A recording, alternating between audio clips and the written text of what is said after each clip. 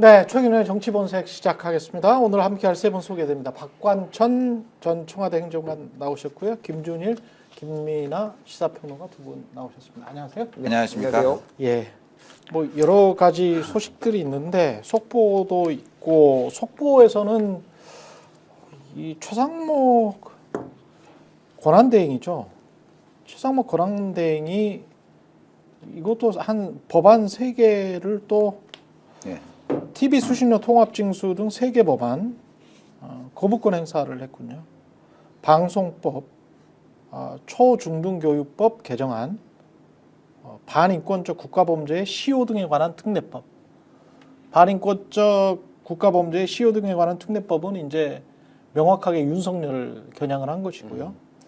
방송법도 이제 KBS 수신료와 관련된 건데 이것도 야당이 합의를 하고 사실은 이게 국민의힘도 반대를 할 게 없었던 법안인데 하여간 야당 주도로 한 모든 법안은 다 거부를 하는군요.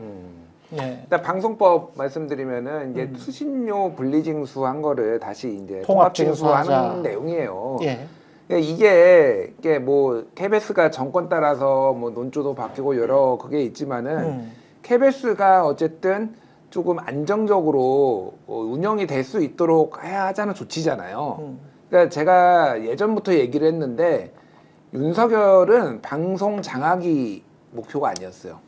방송 해체가 목표였습니다. 그렇죠. 예, 이 시스템 자체를 어차피 해보니까 또 좌파 정권 들어오면은 또 저쪽으로 넘어가고 뭐 이런 공영방송 뭔가 이렇게 뭐 하느니 그냥 이 시스템을 다 해체해 버리자. 밥그릇을 아예 뺏어 버리자. 예. 그래서 뭐 YTN 민영화도 이제 그렇죠. 뭐 이제 아예 공영방송에서 이제 아예 그 지위를 내려놓게 하고 뭐 이런 식으로 있어서 국힘에서 이거를 또 반대한 거는 이제 그런 맥락에서 보시면 될 것 같고. YTN 민영화 해놓고 나니까 YTN 지금도 얼마나 잘해. 윤석열 입장에서는 굉장히 잘하잖아. 예. 그러니까요. 기계적으로 중립지키면서 권성동 이야기를 한 50% 정도 다 이야기를 해주는 거죠. 국민의힘 이야기를. 제가 YTN에서 잘려서 꼭 이런 말을 하는 건 아닙니다. 아니 근데 YTN 민영화한 다음에 YTN의 기본적으로 이제 공영방송이었을 때 YTN과는 상당히 색깔이 많이 달라진 건 사실이에요. 그렇죠. 예. 그런 것들을 원하는 것 같습니다. 그냥 치사한 짓거리잖아요, 사실은. 밥그릇 뺏어서. 예. 그것도 사실은 TBS도 마찬가지였다.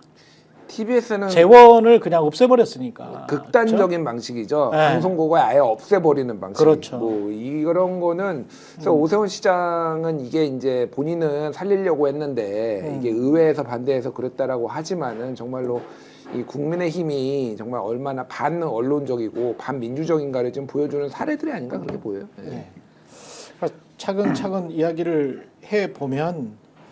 일단 권영세 비상대책위원장이 서울 곧 있으면 서울 다음 주가 이제 설이네요. 서울 선물을 당원 등에게 보냈는데 추가로 민주당으로부터 부당하게 고발당한 본인들이 이제 부당하게라고 주장하고 있습니다. 부당하게 고발당한 유튜버들도 위로와 격려의 마음을 담아 선물 명단에 포함시켰다. 서부지법 난동 사태, 폭동 사태가 일어난 다음 날에 이래도 되는 건가?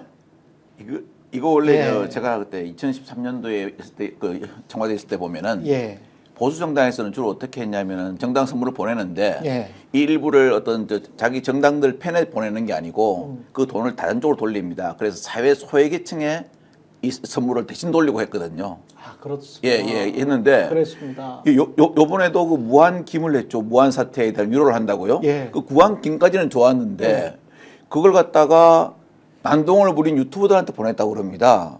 이미 그때 제가 알기로는 요번에 이 사태 때문에 거기에 참가했던 보수 유튜버들은 상당히 경제적인 이익을 얻은 걸로 알고 있거든요. 그럼에도 엄청나게 벌었다고 하더라고요. 엄청나게 벌었는데 그럼에도 불구하고 또 보냈다 그러고 그러니까 이제 어떤 유튜버들은 이렇게 얘기했답니다. 아니 이거 그러면 우리가 국민의힘 뭐 짬짬이 한다는 것 갖다가 국민한테 알리는 거잖아. 그래서 나는 주소 가르칠 수 없어. 제가 아는 유튜버는 그랬다 그러더라고요. 아, 그래요? 그래가지고 요 안에 들어가 있나 보네. 그래가지고 이제 웃으면서 아니 나는 정말 그 생각이 보수라서 이렇게 했는데 이걸 받으면은 내가 국민의 편 같잖아. 예, 우리하고 국민하고 짬짬이 한다는 거잖아. 이렇게 했답니다. 예. 그래서 이제 그렇게 짬짬이 하는 건 아닌가? 우리는 이렇게 그렇게 보고 얘기하더라고요. 있는데. 아니 이 사람 예. 여당 비대위원장 맞아? 아예 보수를 저 우물 속에 가라앉혀버리려고 작정하는 것 같다. 요즘 이렇게 이야기하고 하시는 거 보면은 이 보수 여당의 비대위원장이 아니다. 이렇게까지 이야기가 나오더라고요. 그러네. 그렇게 볼 수가 있겠네. 오히려 중도 보수 확장이 아니고 구구 연대로 가는 거네요. 국민의힘이. 예. 보낸 선물을 받는 대상이 신의 한수, 신의 시기. 그다음에 신남성연대 배인규. 이 사람은 이때 난동할 때 배인규 있지 않았어요? 그렇죠. 근데 신남성연대?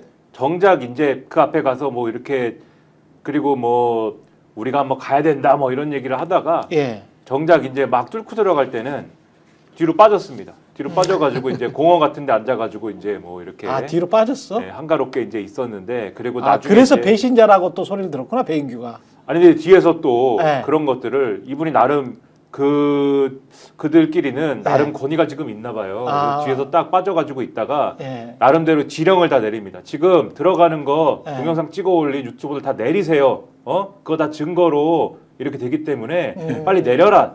당신들이 피해 본다. 이런 거를 다 어드바이스를 하고 이러는데 근데 이런 사람들한테 지금 이렇게 선물을 보내면은 말씀하셨지만 그런 폭력 사태 이런 거를 지금 국민의힘의 공식적인 말은 저는 뭐 이 말도 지금 진정성이 없다라고 수차례 뭐 말씀드렸지만 예. 말은 폭력은 안 된다.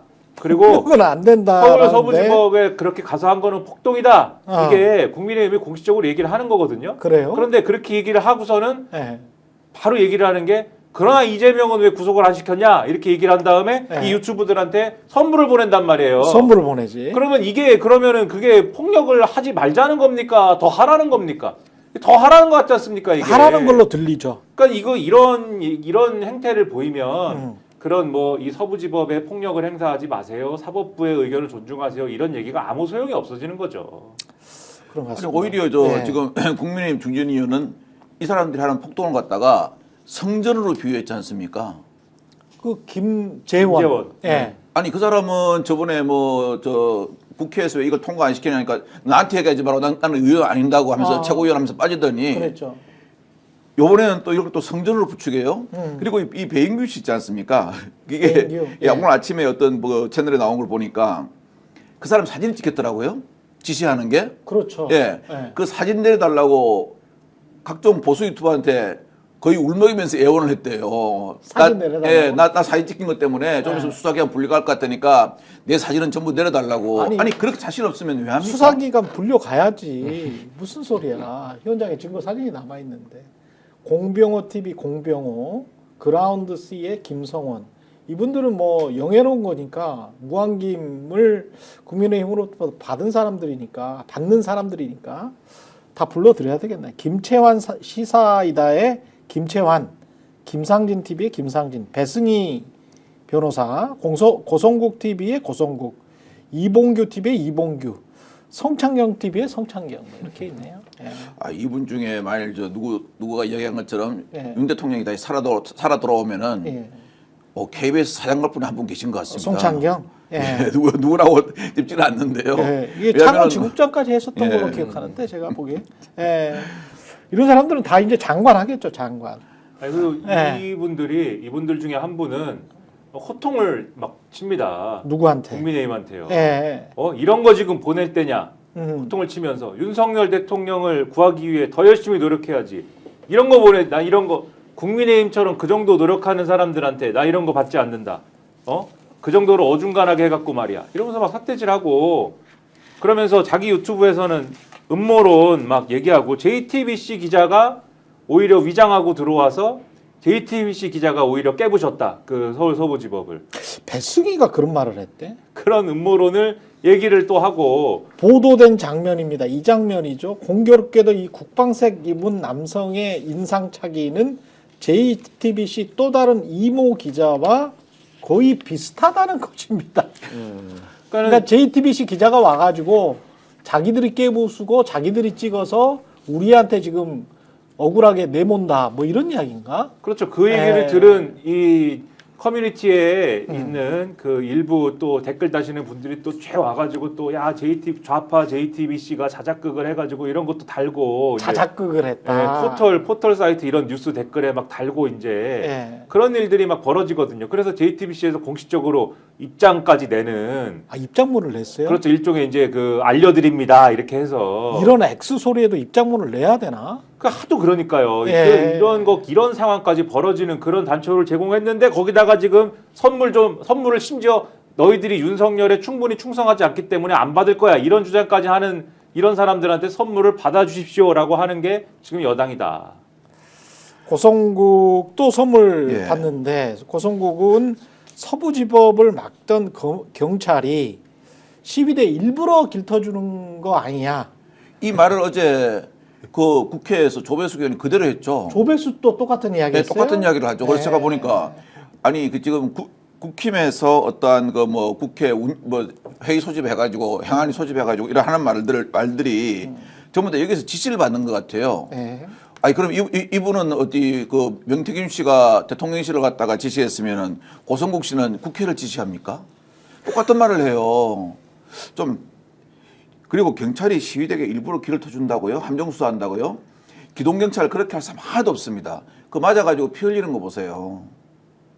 아니 그럼 저 이렇게 좀 경비가 호술했다고 한들 그러면 본인들이 들어가가지고 그렇게 폭력을 행사하는 거에 관해서는 왜 이야기를 안 하지? 다 아껴 부숴버렸던데. 그러니까 폭력 시위 유도설 뭐 이런 건데 예. 제가 보기에는 경찰이 좀 문제가 있었어요. 그러니까 너무 경무장을 했습니다, 사실. 너무 예.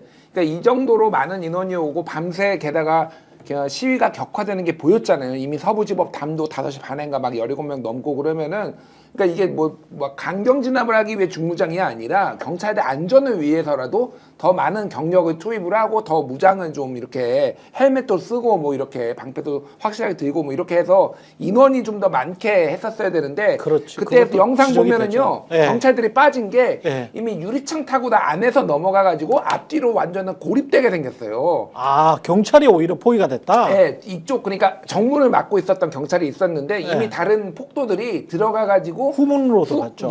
후문과 이제 유리창 깨고 들어가서 예. 이쪽 정문으로 이제 포위되게 생겼으니까 영상에 정확하게 나왔으니까 경찰이 생명의 위협을 느끼고 빠져나온 거예요. 그러니까 이게. 예. 그걸 제가 이제 기동대 지휘관들하고 통화를 해봤거든요. 제가 그래? 있으니까. 근데 예. 이제 뭐냐면은 시위할 때 우리는 진압폭이라 그럽니다. 헬멧하고 이걸 착용하고 오래 있으면요. 아 정말 힘듭니다. 저도 그거 많이 착용해 봤거든요. 그런데 이제 그때 상황이 어땠냐면은 조금 이렇게 야간에 격렬시로 되니까 일부 병력을 뒤로 빼가지고 그 병력을 이제 진압복으로 한복을 시키는 겁니다. 그 사이에 밀고 들어온 그런 사안이거든요. 그래서 그 사이에 좀 많이 터져가지고 나중에 진압경찰들이 오죠.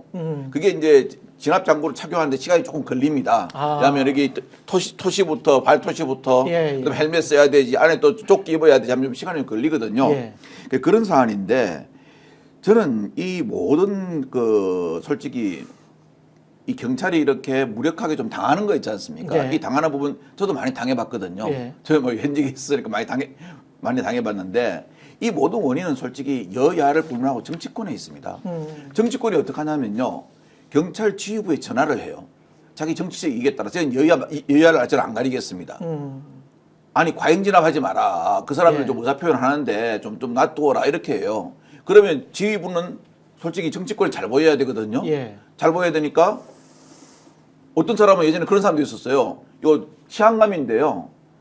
행안위 의원들하고 밥을 먹는 자리에서 행안위원장이 그 치안감이 무슨 말을 하니까 젓가락으로 회를 집어 얼굴에 던졌어요.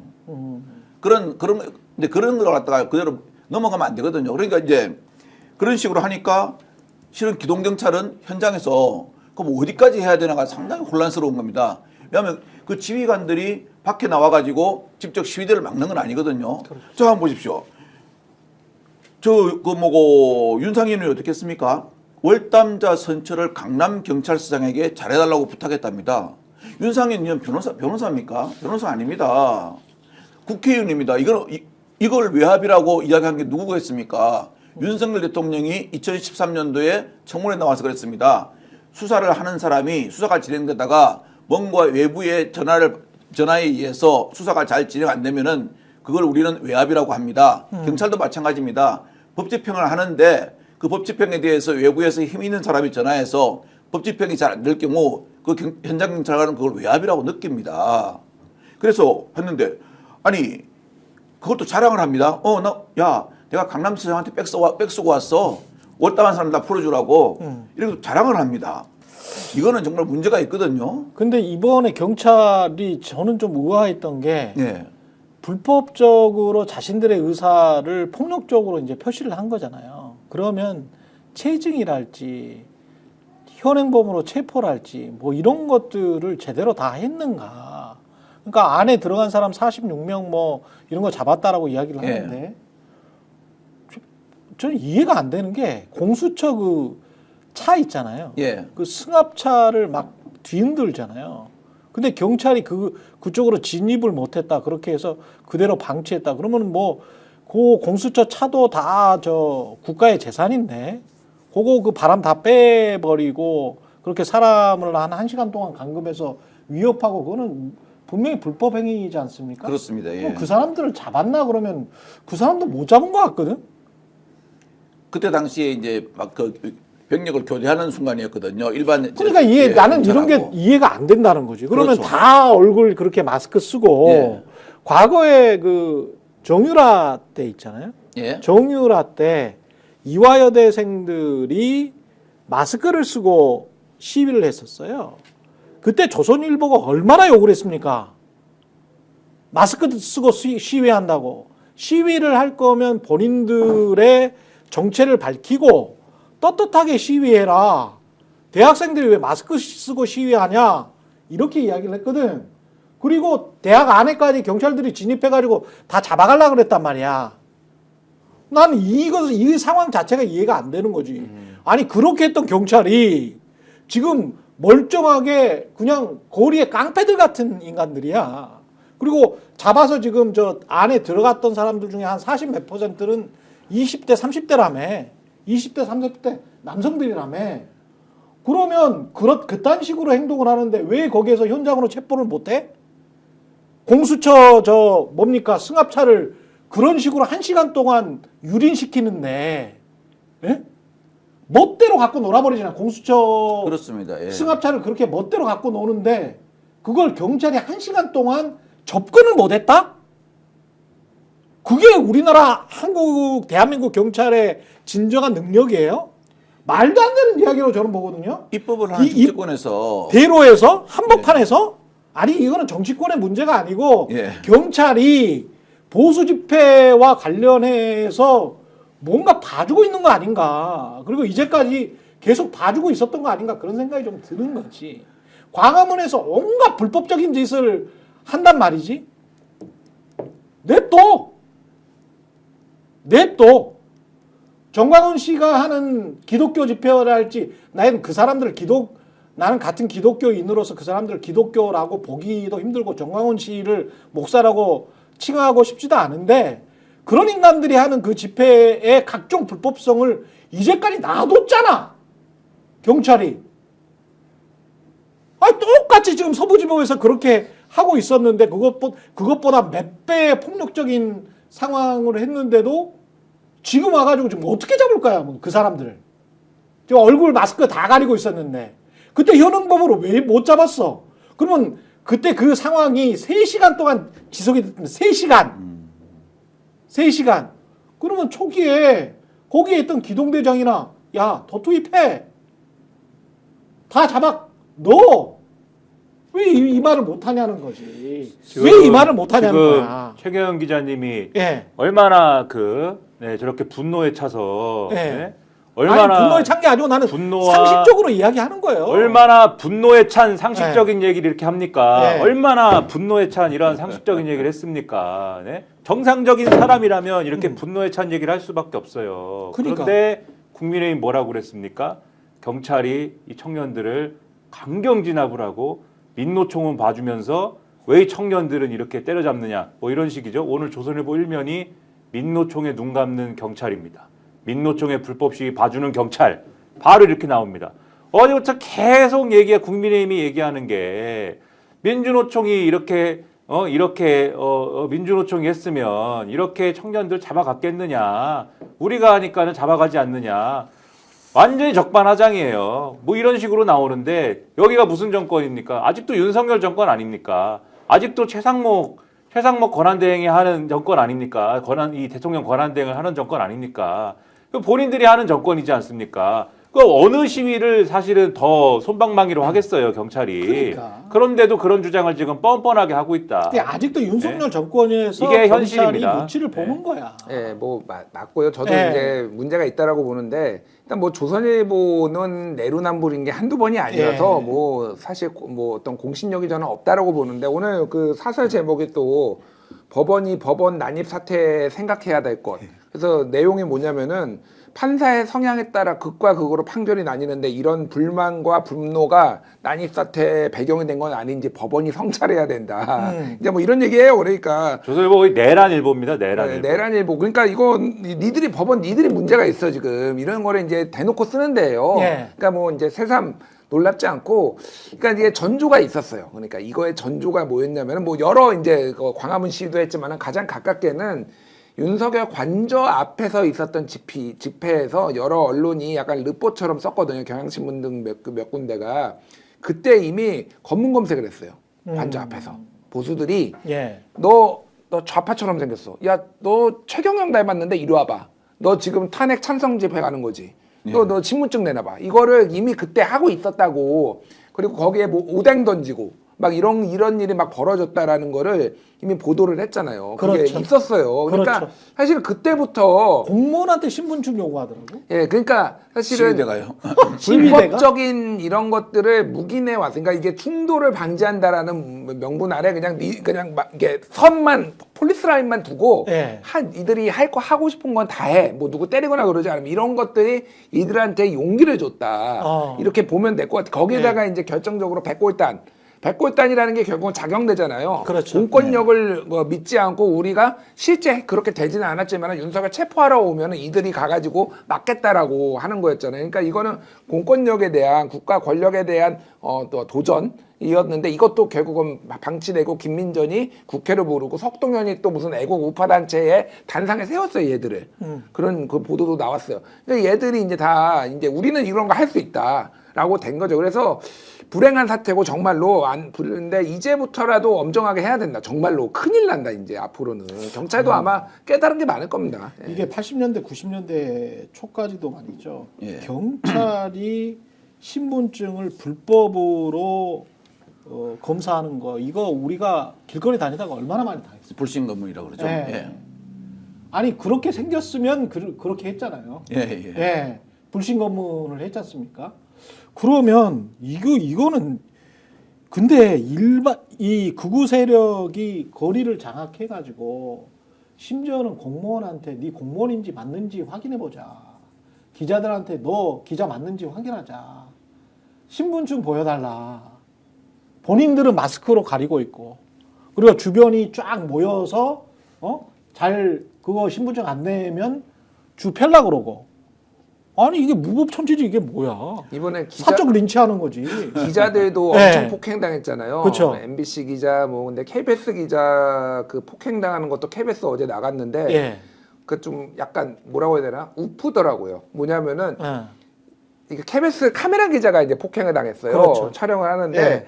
야 나 KBS야 KBS 야 그러는데 KBS 기자 맞아라고 하면서 이제 카메라에 KBS라고 이렇게 적혀 있는데 예. 그런 것도 그러고 저는 그 기자님의 뭐 그걸 비난할 생각은 없는데 예. 야 우리는 너희 편이야 약간 뭐 이런 그래. 마인드로 지금 자기 방어를 위해서. 자기 방어를 왜 살기 위해서 또 뭐 그랬을 수도 있는데 예. 야 이게 막 진짜 난장판이었구나 이게 진짜. 근데 이분들은 지금 우리가 맨날 아까도 내란일보라고 그랬는데 예. 조선일보도 지금 좌파라고 하고 있어요. 이분들은 이 한심한 분들은. 아 KBS가 좌파래요? 아니 아니 그 시위대가 국어와 시위대가 조선일보도 좌파다 얘. 아 조선일보도 네, 좌파다. 조중동이 다 좌파로 돌아섰고 그런 눈으로 세상을 보는데 KBS에 카메라 드신 분이 나는 KBS다라고 말하는 게 뭐 1이라도 먹히겠습니까? 그게 말도 안 되죠 지금.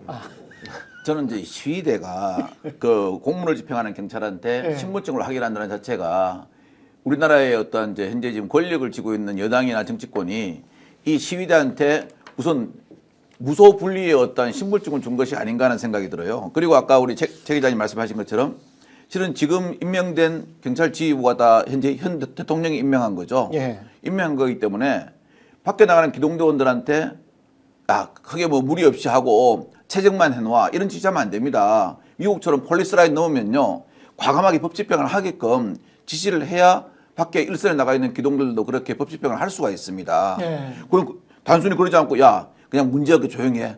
그냥 체증만 해놔 이런 식으로 하면 안 되고요. 그다음에 아까 마스크 이야기가 나왔는데요. 제가 그 여름에 저번에 그 양손에 태극기하고 성조기 들고 막 흔드는 분들 있지 않습니까? 그렇죠. 가봤는데 이분들은 마스크만 쓴 게 아니고 그 더운 날 선글라스까지 끼고 있어요.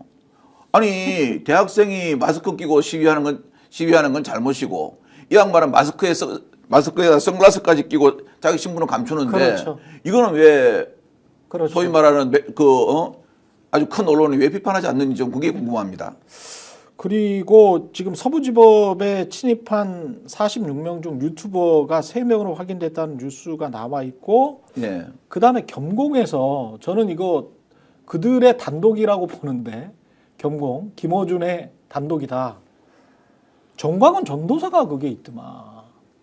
정광훈 전도사가 그 연단에 오르기도 하고 뭐 이랬던 사람이 사랑제일교회에서 활동했던 그 뒤에서 이제 서성대고 뭐 이런 장면들이 확인이 됐죠. 그러면 정광훈은 사랑제일교회 목사였고 지금은 자기가 사랑제일교회 목사가 아니라고 주장을 하고 있으니까 하여간 거기 목사였고 전도사로 활동했던 사람들 정광훈은 뒤에서 사실상 부추겼고 미국으로 가버렸고 갔다가 이제 트럼프도 못 만나고 이제 왔죠. 이 사람은 오겠지.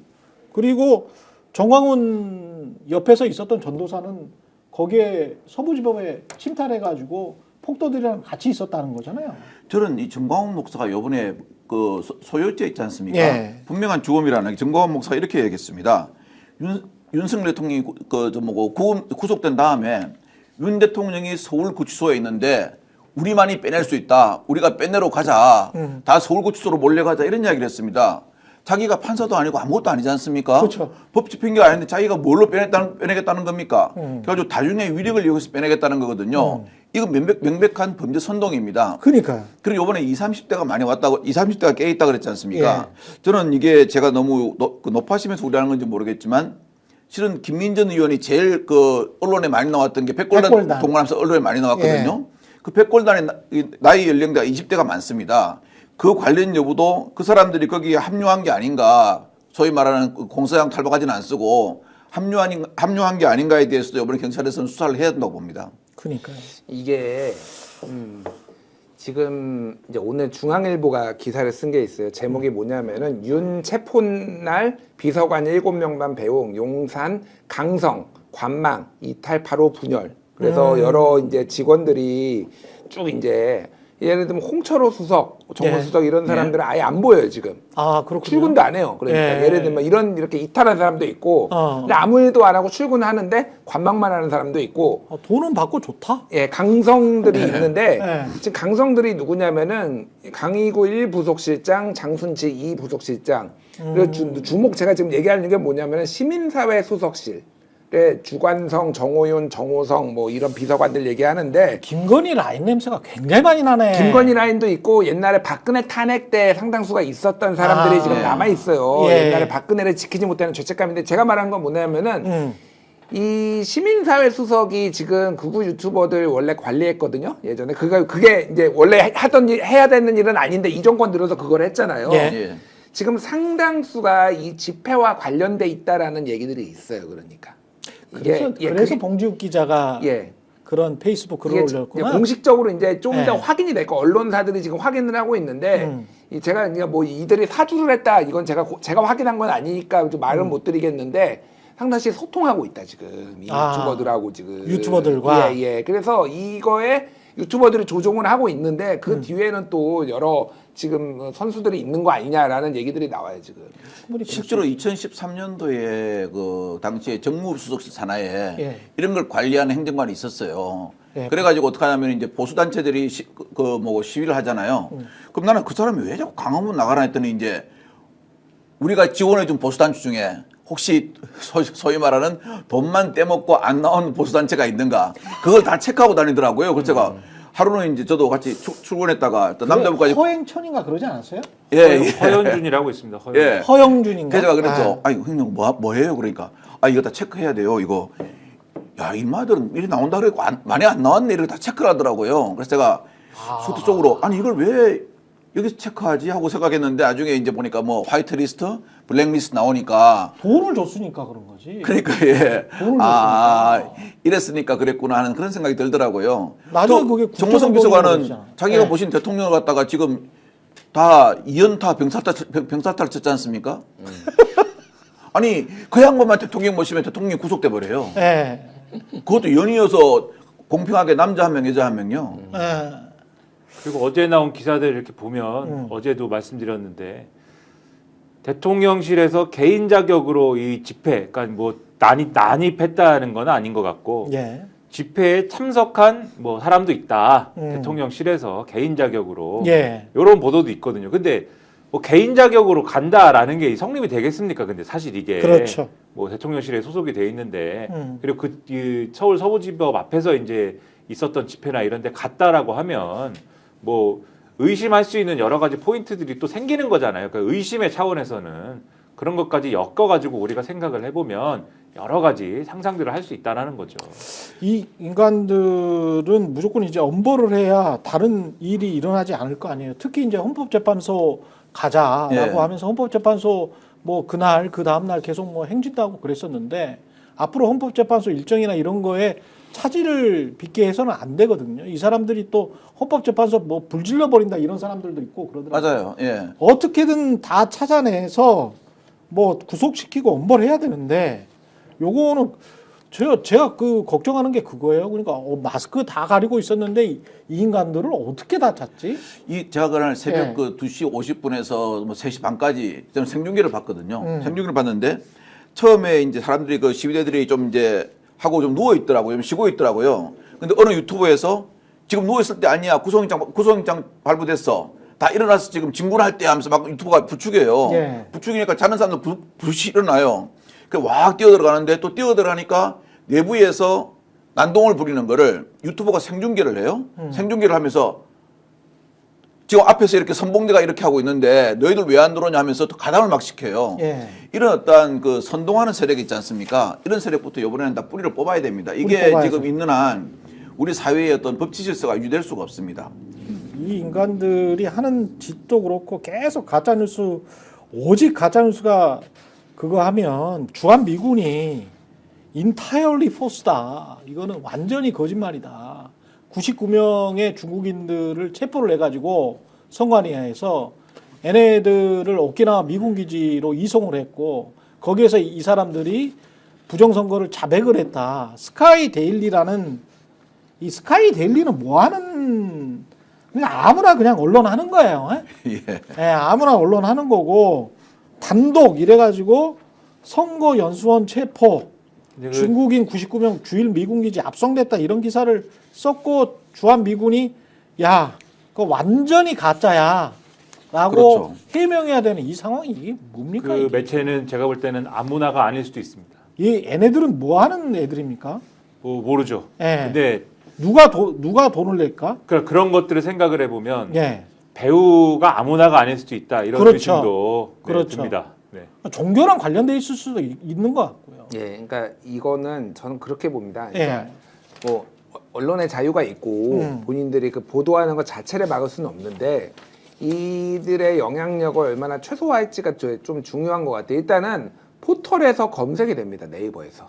아 그래요? 예. 검색이 돼? 그러니까 이게 지금 뉴스제휴 그러니까 옛날 포털에 네. 뉴스제휴 평가위원회가 있어가지고 여기에서 언론사들이 좀 이렇게 편법을 하거나 예를 들면 광고 같은 거를 뭐 과도하게 노출 뭐 이런 거 하면은 옛날에 그런 거를 평가를 해가지고 콘텐츠 제휴는 아예 이제 검색 제휴로 내리고 검색 제휴는 퇴출시키는 사례가 있거든요. 그렇죠. 지금은 뉴스 제휴 그 평가위원회가 지금 없어졌어요 지금. 그래서 그냥 있는데 이거를 포털이 조금 사회적 책무를 다하기 위해서 이런 정도의 음모론을 지속적으로 계속 이렇게 보도를 하는 그렇죠. 언론사는 검색제에 의해서 빼야 돼요, 일단은. 그렇죠. 예, 그렇죠. 이거는 문제가 있습니다. 제가 이게 보기에는. 이제 등급이 어떻게 돼 있죠? 검색 제휴. 그러니까 콘텐츠 제휴는 예. 우리가 이제 그 네이버에서 기사 이렇게 뜨면은 보면은 거기에 뭐 KBS, 그렇죠. 그러면 뭐 조선일보 이렇게 나오잖아요. 그렇죠. 그러니까 전제 계약을 맺고 하는 거고. 내가 선택할 수 있는 언론사인 거지. 예, 검색 제휴는 뭐냐면은 거기에 이렇게 뜨지는 않지만은 예. 검색해서 보면은 부정선거 검색해서 보면은 언론사들이 쫙 뜨잖아요. 근데 이 그중에서 검색 제휴만 들어가려고 해도 상당히 노력해야 되는데. 검색 제휴가 들어가고 안 들어가에 따라서 예. 이를테면 그 언론사의 가치가 예를 들면은 그 검색 제휴 못 들어가면은 사실 언론사로 안 봐요. 사람들도 그렇고 기업들이 특히. 근데 검색 제휴가 들어가면은요 이게 10억에서 뭐 몇십억이 됩니다. 뭐 많으면은. 그러니까 그렇지. 이거를 어떻게 해서든 검색 제휴가 한번 들어가면은요 예. 이제 이거를 가지고 또 장사를 해요. 뭐 여러 가지 장사를 합니다. 이걸 그런데 매물로 다시 팔 수도 있는 팔 수도 거잖아요. 있고요. 팝니다. 예. 언론사가. 그러니까 제가 말씀드린 거 어쨌든 네. 이런 정도의 허위 정보를 유포하는 거는 지금 문제가 있어요. 이거는 퇴출을 시켜야 돼요. 일단 그래야지 사회적 영향력이 좀 줄어들어요. 예. 그러네. 그래서 예전에 보고 한참 잘 나가던 건설회사가 예. 사장이 그랬다 그러지 않습니까? 자기가 다른 기관을 안 가지고 싶은데 예. 꼭 언론사 하나 가지고 싶다 그래가지고 언론사를 사는 사람들이 많아요. 특히 뭐 경제지라든가 이건 사기가 좀 편하거든요. 사가지고 자기가 또 돈이 많으니까 마켓 좀 부흥시켜가지고 한 2, 3년 만에 팔고. 아니 우리 메이저 신문도 그런 경우가 있었거든요. 그렇죠. 제가 어느 건설사라고 말씀 못 드리는데 그 건설사에 대한 그 아주 부정적인 여론이 있어가지고 아도를 쳤다 소위 어느 개발을 네. 그랬는데 결국은 또 자식한테 물려주는 그 단계에서 뭐 횡령 배임이 있었다 계열사 차려가지고 이런 게 자꾸 떠오르니까 아예 그 언론사의 대주주가 됐죠. 근데 포털 같은 경우는 영향력이 굉장히 크기 때문에 포털 뭐 네이버나 다음 구글 같은 경우에 이게 원 스트라이크나 쓰리 스트라이크 아웃 제도 같은 거를 정부에서 강제로 규제할 수가 있을지 모르겠네. 이게 민간 기구들이라서. 그러니까 이거가 조금 예. 애매한데 구글 같은 경우에는 이를테면은 어떤 데가 검색에 노출되고 안 되고를 스스로 결정하지 않기 때문에 그렇지. 사실 이거를 하지만 알고리즘으로 인해서 부정선거 음모론을 주장하는 것들에 대해서는 검색에 잘 안 잡히거나 뒤로 미루거나 이렇게 할 수 있거든요. 이거는 그거는 할 수 있죠. 할 수 있어요. 네. 그리고 네이버나 다음 같은 포털은 아예 검색에 되는 언론사와 안 되는 언론사가 정해져 있어요. 그거를 심사를 해가지고 지금까지 받아줘가지고 자격이 유지된 건데 말씀드렸듯이 거기에 그 자격이 그러니까 예를 들면은 뭐 다음은 한 1000개 되고요. 검색 제휴되는 게 네이버는 좀 작아가지고 한 300개 한 500개 이 정도 돼요. 퇴출을 시키면 돼요. 이들의 영향력이 현저하게 줄어듭니다. 그리고 본인들이 먹고 사는데도 뭐 문제가 생기기 때문에 자정이 될 수도 있고요. 여러 가지 이제 그런 게 있어요. 그래서 계속 말씀드리지만은 이게 사회적 책임을 다해야 된다. 지금 가짜 뉴스 맨날 얘기를 하고 우리도 잘하겠습니다 얘기를 하는데 왜 이런 거를 방치하나요? 그러니까 퇴출할 수 있는 그 법적인 그 장치를 어떻게든 찾아보기는 해야 될 것 같습니다. 다음 정부가 들어서면 사실은 또 이제 보수 신문들이나 이런 데는 이런 작업들을 하잖아요. 정당이 그렇죠. 이런 작업들을 하면 분명히 또 언론 자유 탄압이라고 그럴 거거든. 예. 아니, 그러니까 이제 근데 너무 뻔해서 다른 것도 아니고 5.18 북한군 개입설 이거는 사실이 아닌 거였는데 그렇지. 한 번은 뭐 실수를 했을 수도 있는데 이거를 지속적으로 계속 한다라는 거는 그렇죠. 의도가 있는 거예요. 그러니까 이거를 그렇지. 뭐 너를 발행을 못하게 하는 게 아니라 그 영향력을 줄이기 위해서 포털에서 퇴출하는 거는 민주국가에서 굉장히 당연한 겁니다. 그러니까. 예. 조커 같은 세상님이 포털이 기사를 못 올리게 해야지 뭐 이런 말씀을 하셨는데 사실은 구글처럼 검색 엔진 위주로 되어 있는 게 맞죠. 그런데 우리나라 같은 경우는 네이버나 다음이 기사를 통해서 사람들을 잡아 가두고 그 안에서 놀다가 이제 뭐 상품을 사게 하거나 그런 식의 어떤 비즈니스 모델을 처음부터 써왔기 때문에 이 지경까지 간 측면도 사실은 있습니다. 네이버 다음에 처음에 그 비즈니스 전략 자체가 사실은 대중을 철저하게 가두리 양식장처럼 잡아놓고 거기에서 이제 자신들의 콘텐츠가 아닌 언론사들의 콘텐츠, 그것도 상당수의 언론사들은 또 쓰레기 같은 기사를 배출하는 거를 옆에서 사실은 좋아해 가면서 왜냐하면 손님들 들어오니까. 그렇죠.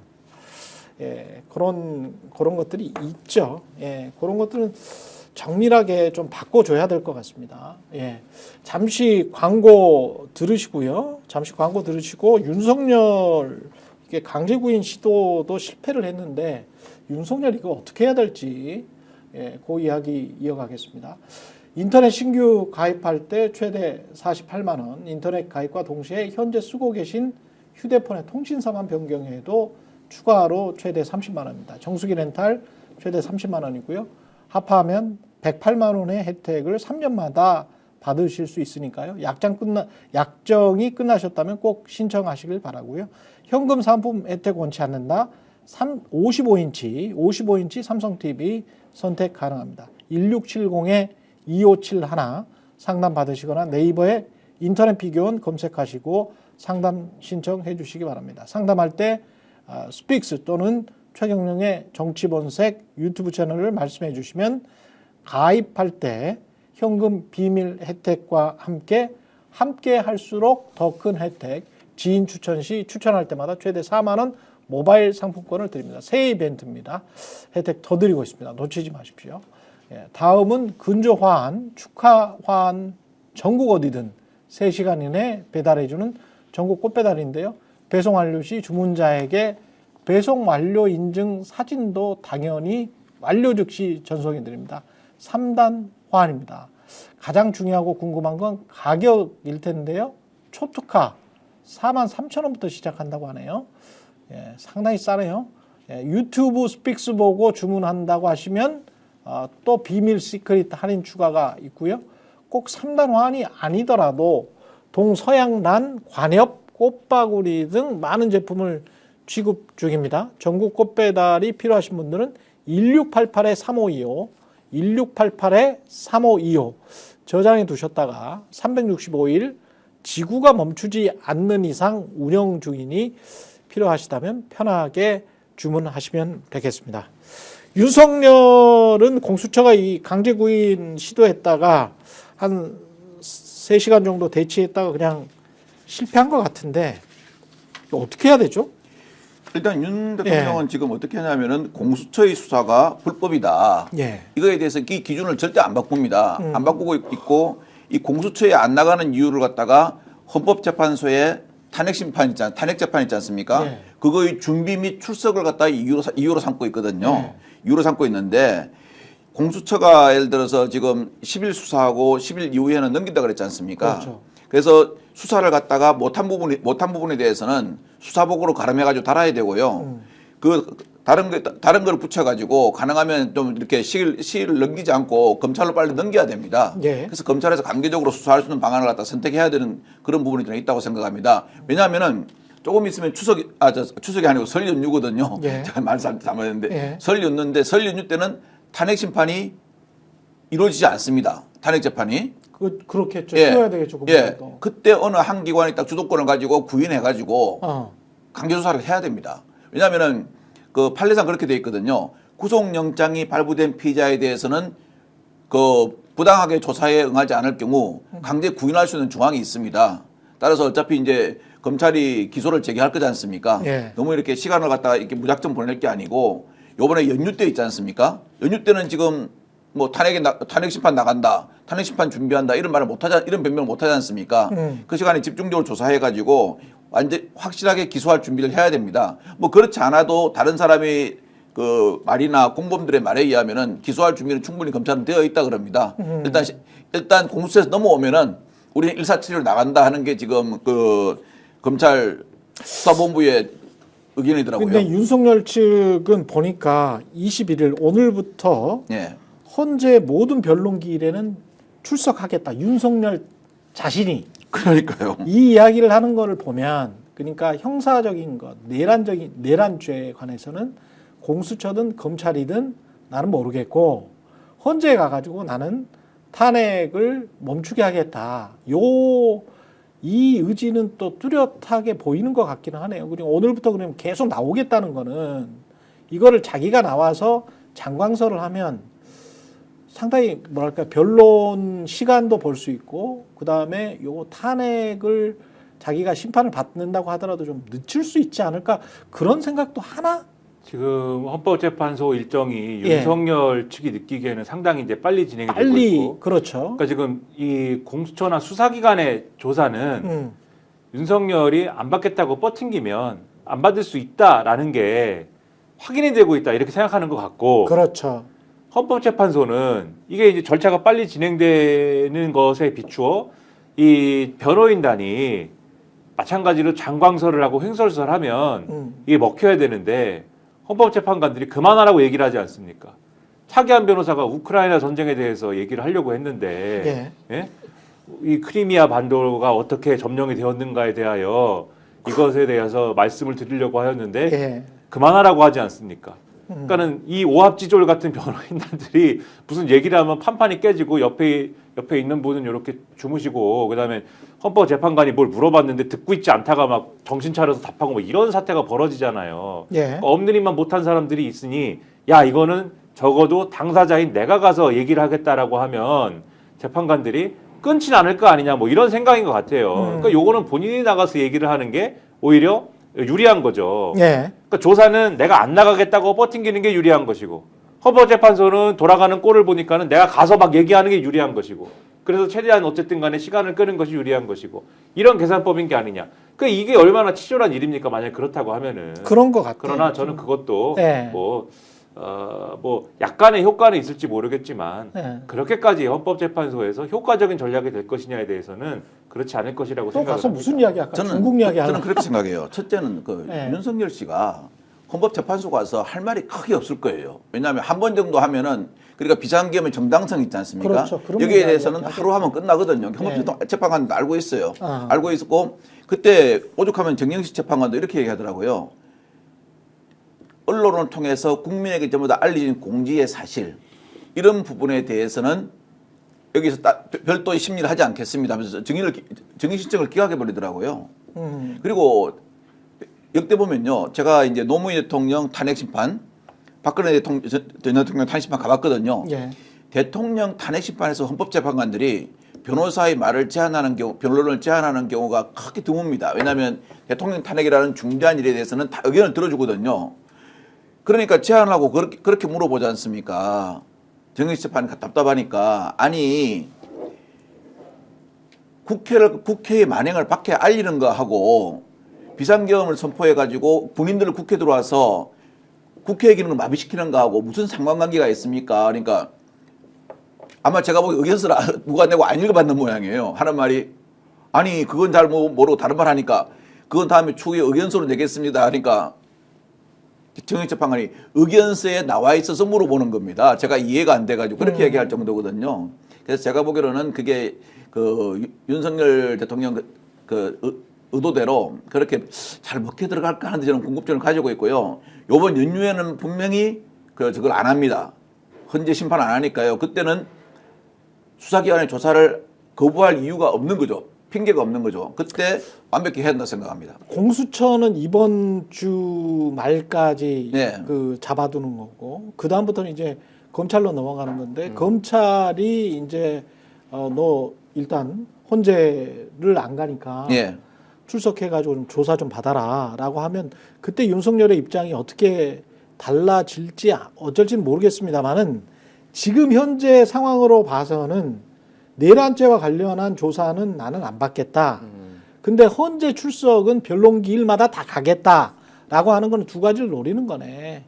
시간을 연장시키고 그렇죠. 그다음에 내란죄에 관한 수사는 또 역시 또 지연시키겠다. 내가 가지를 않으니까 난 바빠가지고 헌재 가느라고 난 시간이 없어. 이쪽 변론도 해야 되고 그렇기 때문에 이 형사적인 내란죄와 관련해서는 난 못 가겠어. 니들 알아서 해. 라고 하면 기소도 좀 늦게 될 것 아닌가? 그 사이에 기소도 늦게 되고 그러면은 특검을 계속 국민의힘이 막아주기만 한다면 내란 특검을 막아주기만 한다면 검찰이 가지고 놀 수 있는 시간을 또 벌어줄 수가 있다. 윤석열 입장에서는 그러면은 내란죄와 관련한 검찰의 시간을 벌어주면 그리고 기소가 조금 늦어지고 그러면 검찰이 기소를 할 수밖에 없는 상황. 예? 2월 좀 넘어가지고 초 넘어가지고 검찰이 기소할 수밖에 왜냐면 구속영장 만기가 되니까 20일 기속영장 만기가 되니까 그러면 2월 초에 검찰이 기소를 할 때는 언론에 나온 상황과 김용 의원이 말한 것 가지고 기소를 할 수밖에 없다. 그러면 구멍이 송송 나 있을 거고 내가 그때 가서 되면은 재판에서 좀 유리하게 대응할 수 있겠네. 이런 지금 머리를 쓰고 있는 것 같다는 생각이 드네요. 뭐 말씀하신 거 네. 맞고요. 다만 그러니까 구속 기소가 늦어질 가능성은 저는 크지는 않은 없습니다. 것 같아요. 그렇지, 왜 그렇지. 그러냐면은요. 네. 20일 지금 딱 되잖아요. 네. 그러면은 윤석열 석방하든지 예. 아니면 구속 기소하든지 둘 중에 하나밖에 없어요. 더 뒤에 하는 거는 일단 그렇지. 풀어줘야 되잖아요. 그렇죠. 그래서 풀어줘야 되지. 관저로 이제 돌아가야 되는 건데 검찰이 그 상황을 이렇게 아무리 지금 검찰이 까리하다라고 해도 네, 그거를 그렇게 네. 할 수가 있을까? 난리가 날 거예요. 그러면 그렇죠. 그렇기 때문에 네. 어떤 방식으로 이제 구속 기소가 될 거고 사실 윤석열이 증언 안 해도 증거가 너무 많습니다. 그렇지. 뭐 그렇지. 그렇지. 이거를 뭐 저는 내란죄를 피할 수 없다라고 보고 헌재 같은 경우에는 일단은 뭐 당연히 지지자 결집, 지지자 자극. 일단은 오늘도 지금 다 나간다라는 거 아니에요. 지금 지지자들 헌재에 그렇죠. 앞으로 네. 앞으로 매번 출석할 때마다 또 지지자들 계속 나와가지고 또 이제 뭐 폭동이 일어나지는 않을 것 같아 당장은. 근데 이제 그런 것들을 이제 결집을 노리는 거고 바람 쐬야죠 윤석열도. 굳이 본인이 할 수 있는 최고의 합법적인 방법이 어쨌든 바람 쐬러 이거 나오는 거 이거가 있는데 오늘 지금 헌재에서 나왔는데 윤석열 측에서 지금 이 24명의 증인을 추가로 신청했대요.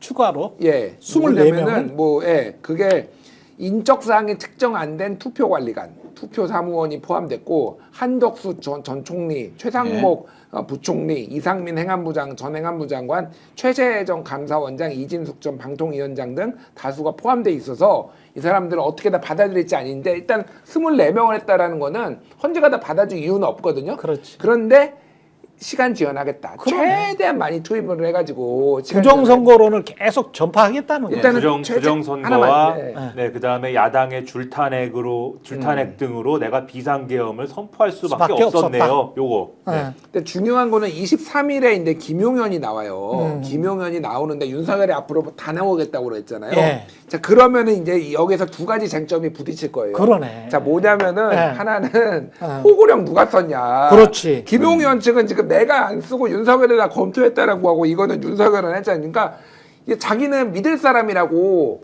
증인으로 자기네가 신청을 했는데 김용현은 지금 왜냐하면은 내란 수괴는 사형 무기징역인데 그렇죠. 내란 동조는요 사형 무기징역 5년 이상의 징역이에요. 그렇죠. 포고령을 만약에 김용현이 썼다라고 하면은 무기징역 갈 수도 있어요. 그러니까 그렇지. 김용현은 5년 이상의 징역으로 막기 위해서 이제 포고령은 내가 안 썼다라고 각자 도생에 들어갔거든요. 그랬죠. 헌재에서 골 때리는 상황이 벌어질 수가 있겠다 23일에. 근데 지금 수사라는 검사 입장에서 보면은 지금 나온 게 포고령하고 그다음에 이제 최상목 부총리에 줬다는 그 A4 용지 한 장 나왔지 않습니까?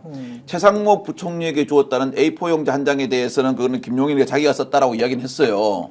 자기가 썼는데 최상목 부총리가 받은 사람은 대통령입니다. 네. 그러니까 이건 대통령이 지시한 거죠. 그리고 그 종이에 보면 이만한 파일 구멍이 2개나 있죠. 파일 구멍, 펀칭 구멍이 2개나 있는데 그거는 이제 철저하게 계엄을 준비했다는 거예요. 각 장관에게 내가 뿌려줄 것 같다가 다 이제 뭐고 김용현을 통해 작성해가지고 받아가지고 그 파일에 꽂아놨다가 거기서 그걸 복사해가지고 준 거거든요. 그렇기 때문에 그건 크게 이제 제가 보니까 뭐 김용현이 했던 어쨌든 최상목 부총리가 지시를 받은 건 대통령이기 때문에 이 부분에 대해서 우두머리 그 혐의를 벗어날 수는 없을 것 같습니다.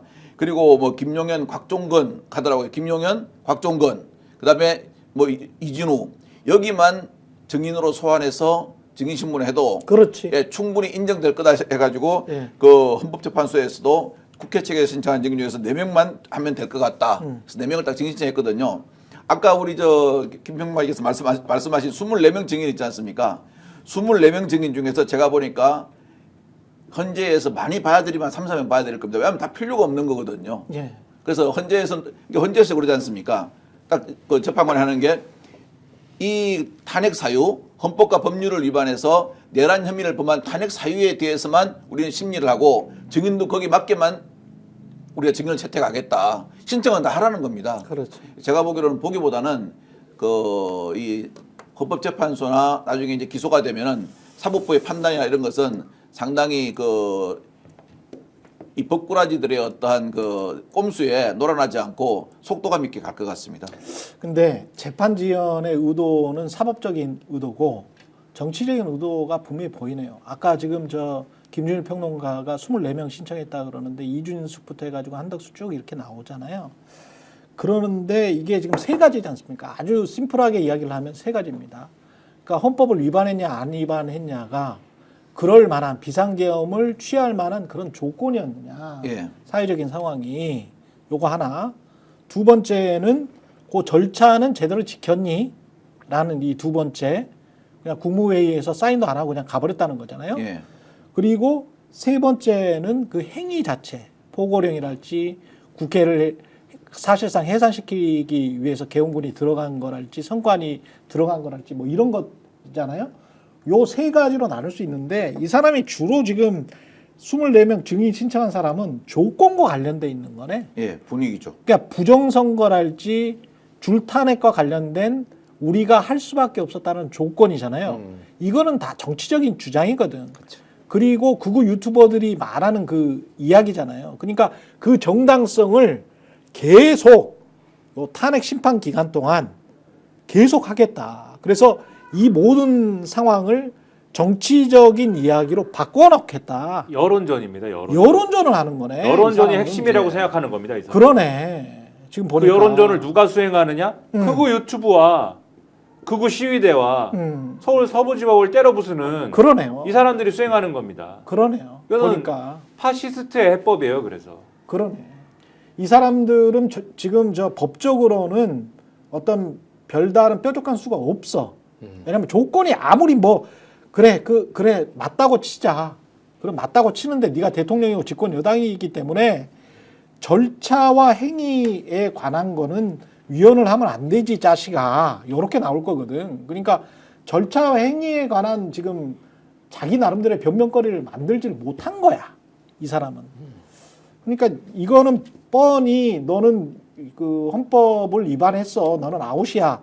요게 나올 거는 뻔한데 여론전이라도 맹렬히 해가지고 내가 나중에 어떤 윤석열 화신이 돼서 다시 사면을 받을 수 있는 조건, 정치적 조건을 만들겠다. 그거는 정권 재창출의 정치적 조건을 만들기 위해서 헌재의 변론기를 충분히 이용하겠다라는 그런 생각이네. 이 인간의 생각이. 저는 거기에서 더 나가서 생각하는 것도 있을 것 같아요. 그러니까 지금 서부지법 폭동까지 봤잖아요. 예. 이게 해외 사례를 보면은요, 이게 극심하게 폭동이 일어나다가 내전이 일어나서 독재자가 다시 복귀하는 경우도 있었어요. 그러니까. 그렇지. 저는 그러니까 그거를 입 밖으로 얘기를 안 할 뿐, 그것까지 지금 거기까지 갈지 안 갈지는 자기는 모르지만은 그렇지. 어쨌든 속으로는 할 수 있는 만큼 최대한 선동을 해서 어쨌든 나라를 극심한 혼란으로 만드는 거가 목표다 지금. 그렇게 봐야 될 것 같아요. 진짜 나쁜 놈이구만. 진짜 나쁜 놈이야. 근데 보면 차은경 부장판사 있지 않습니까? 예. 이번에 서부지법에서 한 가지 질문했거든요. 비상 입법 기구를 만든다는 거. 예.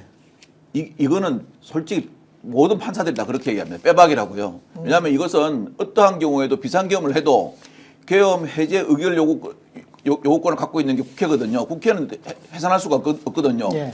국회를 대체할 수 있는 기구를 만들 생각을 했다는 것 자체 있지 않습니까? 이게 비상계엄에 대한 전부 다를 갖다가 불법이라고 생각해 준다는 거죠. 그래서 상당히 그러지 않습니까? 비상기업은 대통령의 권한이다.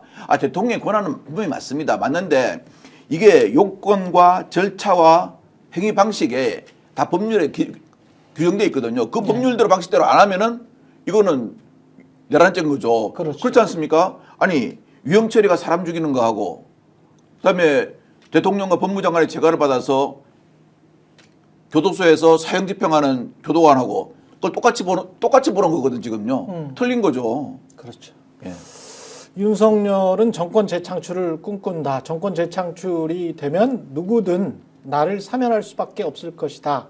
그런 속마음을 품고 있고 그거를 응원하고 선전선동하고 있는 극우 유튜버들에게 그리고 조선일보까지 포함해서 조선일보도 뭐 극우죠. 그런 인간들에게는 당하지 말자. 예, 그런 생각을 하면서 최근의 정치본성 여기까지 하겠습니다. 박관전 전 청와대 행정관, 그리고 김준일, 김민하 평론가였습니다. 고맙습니다. 감사합니다. 스픽스는 말하는 언론입니다. 대세는 유튜브, 그중에서 스픽스. 좋아요, 댓글, 구독, 알림 설정. 여러분이 저희를 사랑해 주시고 우리가 여러분을 사랑하는 4가지 방법입니다.